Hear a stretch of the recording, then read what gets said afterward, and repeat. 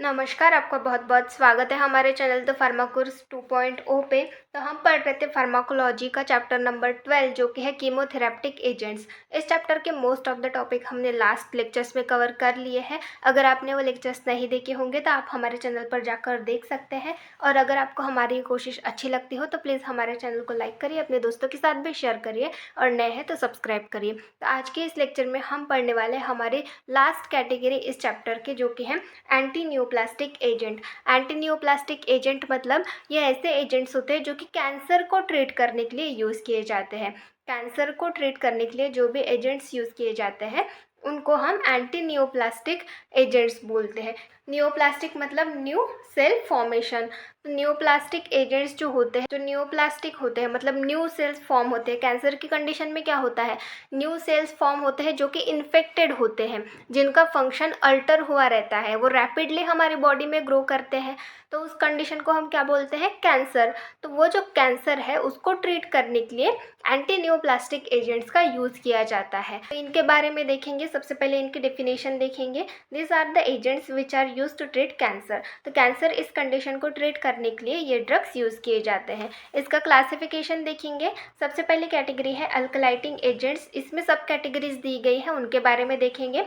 सबसे पहला है नाइट्रोजन मस्टर्ड, जिसका एग्जाम्पल है साइक्लोफॉस्फेमाइड। देन नेक्स्ट है इथाइलिनिमाइड, जिसका एग्जाम्पल है थायोटीईपीए। देन नेक्स्ट है अल्किल सल्फोनेट, जिसका एग्जाम्पल है बस सल्फैन। देन नेक्स्ट है नाइट्रोस्यूरियाज, जिसका एग्जाम्पल है कार्मस्टीन एंड लोमस्टीन। देन नेक्स्ट है ट्रायाजिन, जिसका एग्जाम्पल है डाकार्बामेजिन। देन नेक्स्ट है सेकंड कैटेगरी जो कि है एंटी मेटाबोलाइट्स। इसमें भी सब कैटेगरीज दी गई है, उनके बारे में देखेंगे। सबसे पहला है फोलेट एंटागोनिस्ट, जिसका एग्जाम्पल है मिथोट्रेक्सेट, पायरीमिथामाइन, अमीनोप्टेरिन। ये इसके एग्जाम्पल्स हो गए। देन नेक्स्ट है प्यूरिन एंटागोनिस्ट, इसका एग्जाम्पल है 6-मरकैप्टोप्यूरिन। देन नेक्स्ट है पायरिमिडिन एंटागोनिस्ट, इसका एग्जाम्पल है 5-फ्लोरोयूरासिल।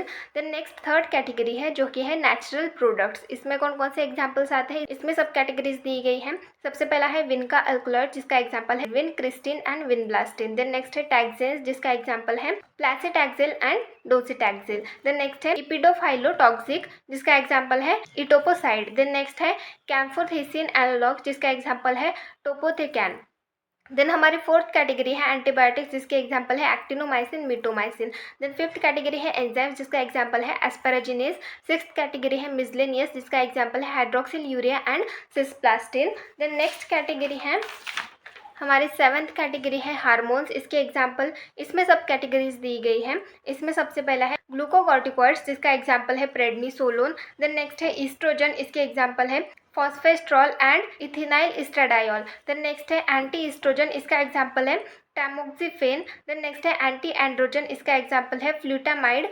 नेक्स्ट है 5-अल्फा रिडक्टेज इनिबिटर, इसका एग्जाम्पल है फिनास्टेराइड। देन GnRH एनालॉग्स, इसके एग्जाम्पल है नेफेरेलिन। देन नेक्स्ट है प्रोजेस्टिन, इसके एग्जाम्पल है hydroxy progesterone acetate. And last category है रेडियो एक्टिव आइसोटोप, जिसके एग्जाम्पल है sodium phosphate, sodium iodide and radio gold solution. तरीके से ये ड्रग्स हो गए कैंसर इस कंडीशन को ट्रीट करने वाले। इसका क्लासिफिकेशन बहुत ही बड़ा है और इम्पॉर्टेंट भी है। ये जो टॉपिक है ये बहुत इम्पॉर्टेंट है। एंटी न्यूप्लास्टिक एजेंट ये टॉपिक ही इम्पॉर्टेंट है। तो इनके बारे में देखेंगे यहाँ पर हम वन बाय वन। तो आइए स्टार्ट करते हैं। जितने भी कैटेगरीज हमने देखी उनके बारे में यहाँ पर वन बाय वन देखेंगे। ड्रग्स के बारे में इंफॉर्मेशन देखेंगे। तो सबसे पहले कैटेगरी है अल्कलाइटिंग एजेंट्स।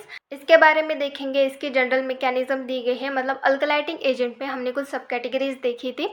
तो उनमें जो ड्रग्स आते हैं उनकी एक्शन जो है वो सेम होती है। तो इसीलिए यहाँ पर हम जनरल मैकेनिज्म ऑफ एक्शन देखेंगे। तो आइए स्टार्ट करते हैं।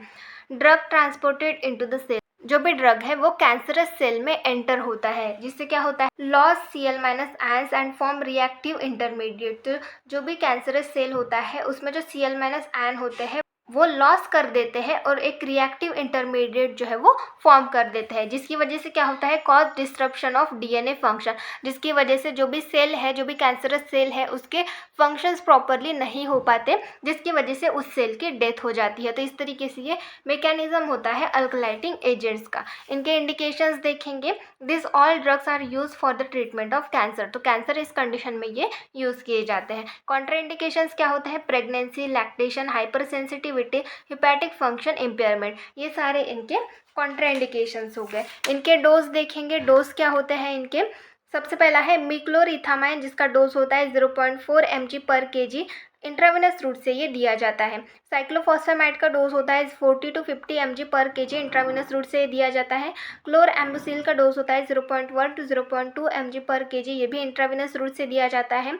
थियोटेपा का डोज होता है 0.3 to 0.4 mg/kg, ये भी इंट्रावेनस रूट से दिया जाता है। बसल्फान का डोज होता है 0.8 mg/kg, ये भी इंट्रावेनस रूट से दिया जाता है। डाकार्बाजिम का डोज होता है 2 to 4.5 mg/kg, ये भी इंट्रावेनस रूट से दिया जाता है। तो इस तरीके से ये ड्रग्स हो गए। देन नेक्स्ट हम देखेंगे हमारी सेकेंड कैटेगरी, जो कि है एंटी मेटाबोलाइट्स। तो इसके बारे में देखेंगे, इसके एग्जाम्पल हैं मिथोट्रेक्सेट एंड 6-मरकैप्टोप्यूरिन। तो इनके बारे में देखेंगे। सबसे पहले हम मिथोट्रेक्सेट के बारे में देखेंगे, ये किस तरीके से काम करता है, इसकी मैकेनिज्म देखेंगे। It bind to active catalytic site of dihydrofolate reductase. तो जो डाईहाइड्रोफोलेट रिडक्टेज एंजाइम है, इसकी जो एक्टिव कैटालाइटिक साइट है उसको जाके ये ड्रग बाइंड करता है, जिसकी वजह से क्या होता है, disturb the synthesis of the reduce form that accept carbon. तो एक फॉर्म होता है जो कि कार्बन को एक्सेप्ट करता है, उसका सिंथेसिस ये डिस्टर्ब कर देता है, जिसकी वजह से क्या होता है, due to non availability of cofactor synthesis of purine amino acid nucleoside are blocked. तो ये जो कोफैक्टर मतलब जो कार्बन को एक्सेप्ट करता है, उस फॉर्म का, उस कंपाउंड का, उस कोफैक्टर का सिंथेसिस ब्लॉक होने की वजह से वो अवेलेबल ही नहीं रहता, जिसकी वजह से प्यूरिन अमाइनो एसिड न्यूक्लियोसाइड ऐसे जो इसेंशियल फैक्टर्स होते हैं, इनका सिंथेसिस ही ब्लॉक हो जाता है, जिसकी वजह से prevent the formation of DNA and RNA, जिसकी वजह से क्या होता है, डीएनए और आरएनए का फॉर्मेशन ही प्रिवेंट हो जाता है। डीएनए और आरएनए का फॉर्मेशन प्रिवेंट होने की वजह से क्या होता है, वो मल्टीप्लाई नहीं कर पाते, वो ग्रो नहीं कर पाते और सर्वाइव भी नहीं कर पाते, क्योंकि उनके जो इसेंशियल फंक्शंस होते हैं वो परफॉर्म ही नहीं कर पाते, उसकी वजह से उनकी डेथ हो जाती है। तो इस तरीके से ये ड्रग काम करता है। देन नेक्स्ट हम देखेंगे इनके इंडिकेशंस क्या होते हैं। इफेक्टिवली यूज इन कौन सी कंडीशंस में ये यूज़ किए जाते हैं। सबसे पहला है एक्यूट लिम्फोसाइटिक ल्यूकीमिया। इस कंडीशन में हम ये ड्रग यूज़ कर सकते हैं, इस कंडीशन में ये ड्रग यूज़ किया जाता है।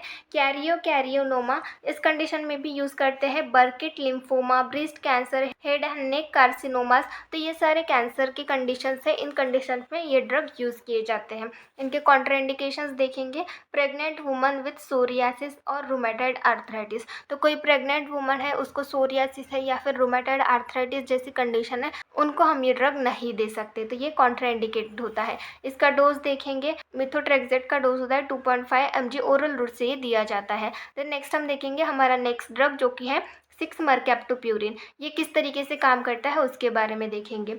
This drug convert into nucleotides. तो ये ड्रग क्या करता है, ये न्यूक्लियोटाइड्स में कन्वर्ट हो जाता है। Block the conversion of inosine monophosphate to adenine and guanine nucleotide. और ये न्यूक्लियोटाइड में कन्वर्ट होकर क्या करता है, जो कन्वर्जन होता है इनोसिन मोनोफॉस्फेट का, किसमें, एडेनाइन और गुआनाइन न्यूक्लियोटाइड में, उनका ये कन्वर्जन जो है वो ब्लॉक कर देता है, जिसकी वजह से इनिबिट द प्यूरिन सिंथेसिस, जो प्यूरिन का सिंथेसिस है वो इनिबिट हो जाता है। तो इस तरीके से ये ड्रग काम करते हैं। देन नेक्स्ट हम देखेंगे इसके इंडिकेशंस, इसके यूजेस क्या होते हैं।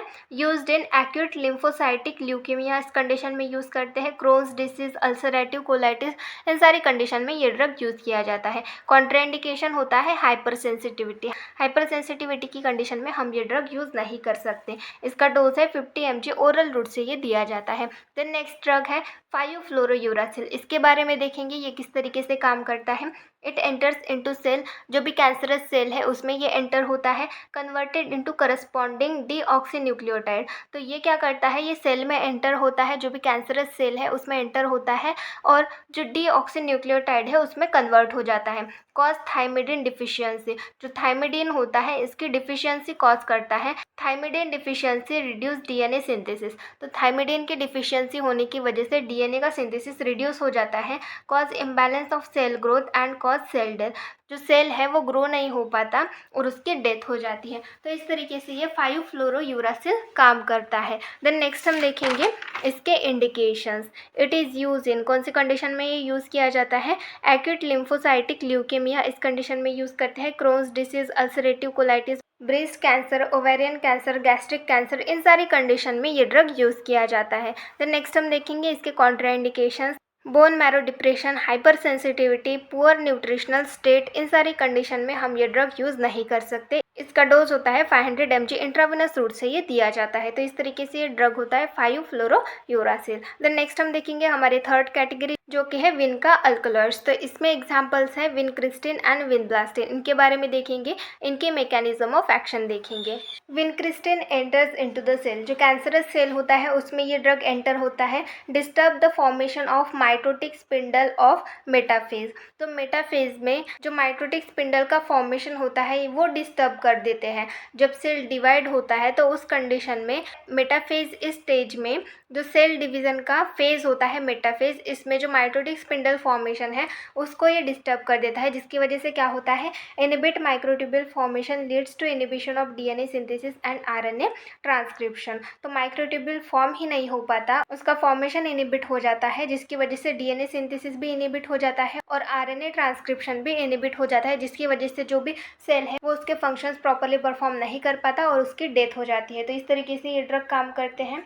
फिर नेक्स्ट हम देखेंगे इनके इंडिकेशंस क्या होते हैं। Use for the treatment of cancer, cancer को ट्रीट करने के लिए ये ड्रग यूज़ किए जाते हैं। देन नेक्स्ट हम देखेंगे इनके contraindications, pregnancy, breast feeding, demyelinated form of Charcot, Marie Tooth syndrome. तो ये सारे कंडीशंस हैं, इनमें हम ये ड्रग यूज़ नहीं कर सकते।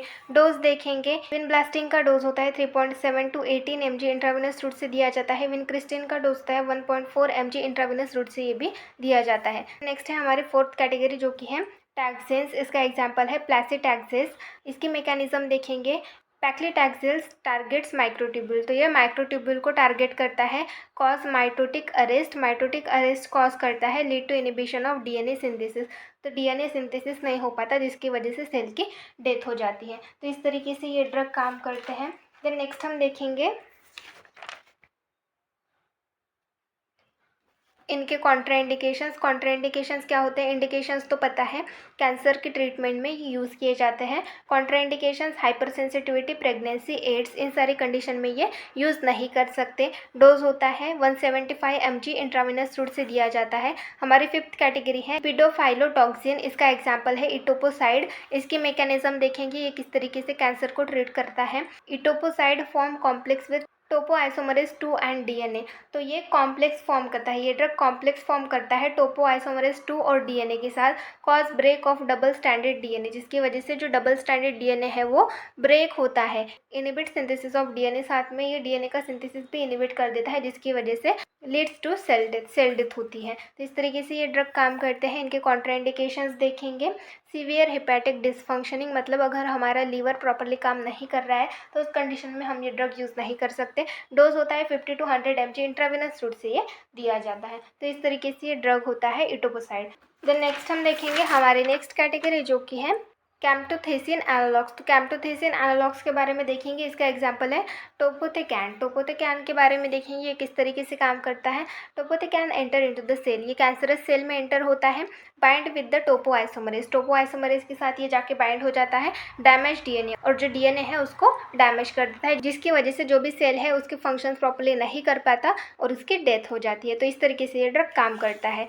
इसके कॉन्ट्राइंडिकेशन है हाइपर सेंसिटिविटी, और डोज है टोपोथेकैन का 2.3 mg इंट्रावेनस रूट से दिया जाता है। देन नेक्स्ट है हमारी सेवंथ कैटेगरी जो कि है एंटीबायोटिक्स। इसकी मैकेनिज्म देखेंगे, antibiotics interact with GC pair. तो ये जो कैंसरस सेल होता है उसका जो जीसी पेयर होता है उसके साथ जाके इंटरैक्ट करता है, जिसकी वजह से क्या होता है, ब्लॉक चेन इलोंगेशन। तो जो चेन होती है, चेन इलोंगेशन की प्रोसेस होती है वो ब्लॉक हो जाती है, जिसकी वजह से क्या होता है, leads to inhibition of DNA and RNA synthesis, जिसकी वजह से डीएनए और आरएनए का सिंथेसिस इनिबिट हो जाता है और सेल की डेथ हो जाती है। तो इस तरीके से ये काम करते हैं। इनके कॉन्ट्राइंडिकेशंस देखेंगे, हाइपर सेंसिटिविटी, चिल्ड्रन में ये यूज़ नहीं कर सकते, प्रेगनेंसी, लैक्टेशन, इन सारे कंडीशन में हम ये ड्रग यूज़ नहीं कर सकते। डोज देखेंगे, एक्टिनोमाइसिन डी का डोज होता है 0.04 mg पर kg आईवी रूट से दिया जाता है। एंथ्रासाइक्लिन का डोज होता है 500 mg ओरल रूट से या फिर आईवी रूट से ये दिया जाता है।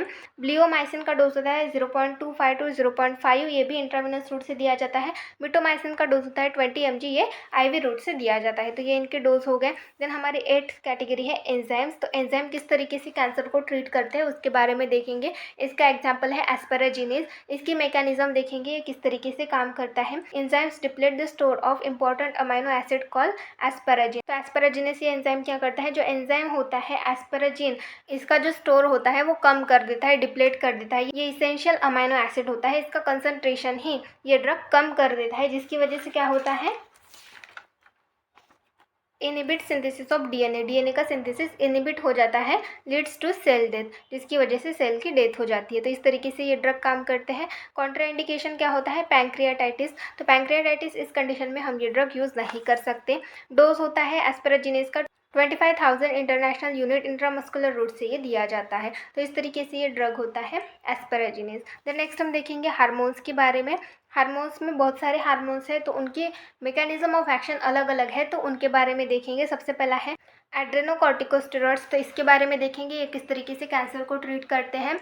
This steroids bind to the specific receptor of steroid receptor complex. तो ये जो स्टेरॉइड है, ये जो एड्रेनोकॉर्टिकोस्टेरॉइड्स होते हैं, ये स्टेरॉइड रिसेप्टर कॉम्प्लेक्स के एक स्पेसिफिक रिसेप्टर से जाके बाइंड हो जाते हैं, जिसकी वजह से क्या होता है, कॉम्प्लेक्स ट्रांसलोकेट इनटू न्यूक्लियस। तो ये जो कॉम्प्लेक्स है ये न्यूक्लियस में ट्रांसलोकेट हो जाता है, जिसकी वजह से क्या होता है, कट जीन एक्सप्रेशन, जो भी जीन एक्सप्रेशन है उसी को ये कट कर देता है। टर्न ऑफ, यहाँ पर of, turn off many cellular process. तो ये बहुत सारे सेलुलर प्रोसेस को बंद कर देता है, जिसकी वजह से सेल की डेथ हो जाती है, लाइसिस ऑफ सेल। तो इस तरीके से ये हार्मोन काम करता है। देन नेक्स्ट है एंड्रोजन्स। एंड्रोजन किस तरीके से काम करते हैं, this hormone cause induction of gene expression. तो जीन एक्सप्रेशन को ही ये इनिबिट कर देते हैं, इसका इंडक्शन कर देते हैं, जिसकी वजह से कॉज डिफेक्ट सेल डेवलपमेंट। तो सेल का डेवलपमेंट प्रॉपरली नहीं होता, leads to death of the cell, जिसकी वजह से जो भी सेल है उसकी डेथ हो जाती है। तो इस तरीके से ये एंड्रोजन्स काम करते हैं।